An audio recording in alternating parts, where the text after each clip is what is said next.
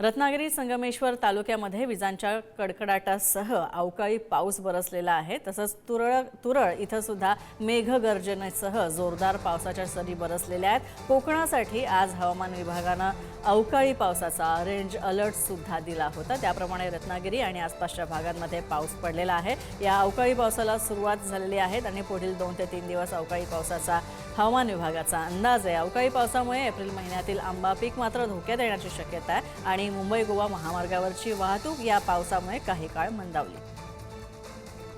कडाक्याच्या उन्हाळ्यानंतर रत्नागिरीतील संगमेश्वर तालुक्यामध्ये जोरदार अवकाळी पावसाने हजेरी लावलेली आहे।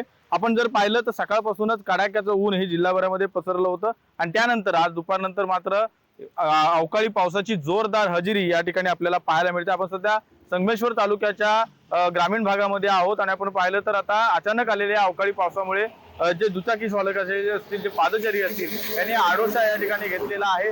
आपण जर पाहिलं तर हवामान खात्याने देखील अवकाळी पावसाचा इशारा हा कोकण पट्ट्याला दिला होता आणि या दृष्टिकोनातून पाहिलं तर या अवकाळी पावसाचा हा जोरदार फटका आहे हा आंबा पिकाला लागणार आहे। त्यामुळे कुठेतरी आंबा बागायतदारांमध्ये, शेतकऱ्यांमध्ये चिंतेचं वातावरण आपल्याला पाहायला मिळतंय।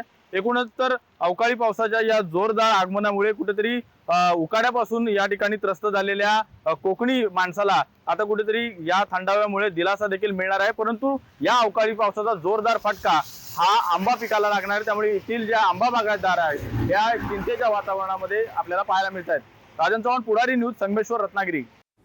तर कोकणापाठोपाठ आता धाराशिव जिल्ह्यामध्ये सुद्धा अवकाळी पाऊस बरसलेला आहे आणि गारपीट सुद्धा झाली आणि त्यामुळे शेतकऱ्यांचं मोठं नुकसान झालंय। फळबागांसह ज्वारी पिकाला सुद्धा याचा मोठा फटका बसलाय। तसंच तुळजापूर तालुक्यात धारूर इथं शेतकऱ्यांनी काढून ठेवलेली ज्वारी अक्षरशः पावसामुळे भिजून मातीमोल झालेली आहे। अचानक झालेल्या गारपिटीमुळे शेतकऱ्यांच्या मेहनतीवर पाणी फेरलं गेलंय।